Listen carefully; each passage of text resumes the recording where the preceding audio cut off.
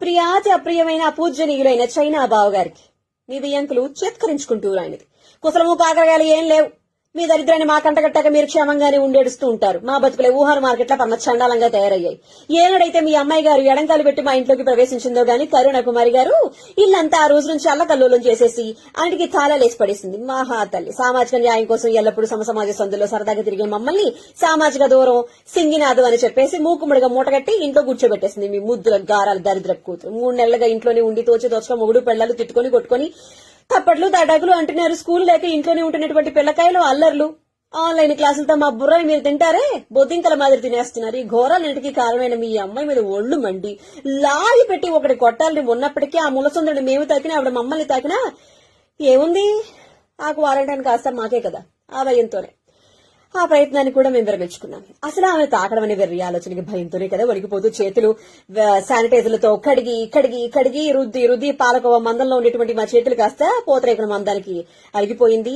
ఈ తాకడాలు తలనొప్పులు ఎందుకు అని చెప్పి కొన్ని దూరం నుంచైనా నోరారే తిట్టుకుందాం మా నోటిపుతో తీర్చుకుందాం అనుకుంటే మా మూతులకి మాస్కులు తగిలించేసింది ఆ ముష్టి మొహంది. ఏ మాటకు ఆ మాట. అసలు మీ అమ్మాయి అందం నట్టింట్లో నెత్తి మీద కిరీటం పెట్టుకుని ఊరేగట్లేదు కదా చీకేసిన తాటంక మొహంది.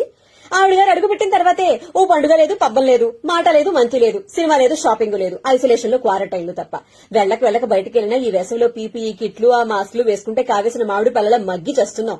మా ముక్కు మొహం మండ పొరపాటున బయట చీదినా తుమ్మినా పక్కన చూసేటువంటి అనుమానపు చూపుల ఆపరేషన్లు తట్టుకునే కంటే కూర్చుంటే కాపరేషన్ తో ఇంట్లో కూర్చోవడం మంచిదని చెప్పి భావించి గుట్టుగా బతుకుతున్న వేదవ సంత. అందుకే నయానో భయానో బెదిరిద్దామని పళ్ళాలు గట్రా పట్టుకుని దీపాలు అవి పెట్టి చూశాం కూడా. అబ్బే మొండి ఘటం కదూ లొంగి చావలేదు. పోనీ మొన్నేదో యుగాంతం అన్నారు కదా పనిలో పనిగా మీ కరోనా కుమారి గారు కూడా అంతమైపోతుందేమో అని చెప్పి అతిగా ఆశపడిపోయి తెగ ఆవేశపడిపోయాం కదూ. అబ్బే ఆ ముచ్చట కూడా తీరలేదు.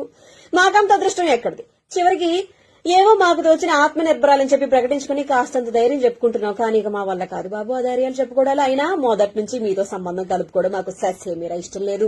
ఆ పిల్ల మేనమావ గారు WHO గారు చెప్పినటువంటి కలబొల్లి కబుర్లన్నీ నమ్మేసి నిండా మునిగిపోయిదిగో ఇప్పుడు భయంతో వనికి చచ్చిపోతున్నాం. అసలు చెప్పదలుచుకున్న విషయం ఏంటంటే మీ గారాల కూతురు తన పుట్టింటిని ముఖ్యంగా వాళ్ళ అమ్మగారైనటువంటి గర్భిణిని గుర్తు తెచ్చుకుని గంపెడు గుబులు పడిపోతుంది. బెంగతో దిగులు చెందుతుంది. ఎలాగో ఆషాఢం వచ్చింది కదా శాస్త్రం ప్రకారం మీ కరుణ కుమారి గారిని పుట్టింటికి తీసుకుని వెళ్లి అమ్మాయి బెంగ తీరుస్తూ ఉండండి. ఆషాఢం తర్వాత మీ అమ్మాయి మళ్ళీ మా ఇంట్లో అడుగు పెట్టకుండా ఉండేలాగా ఈలోగా మేము కూడా మీలాగా గోడ కట్టేసుకుంటాం. మా బాటలేవో మేము పడాలి కదా ఉంటాం. మరి ఇట్లు మీ కరుణ కుమారి వియ్యపు బాధితులు.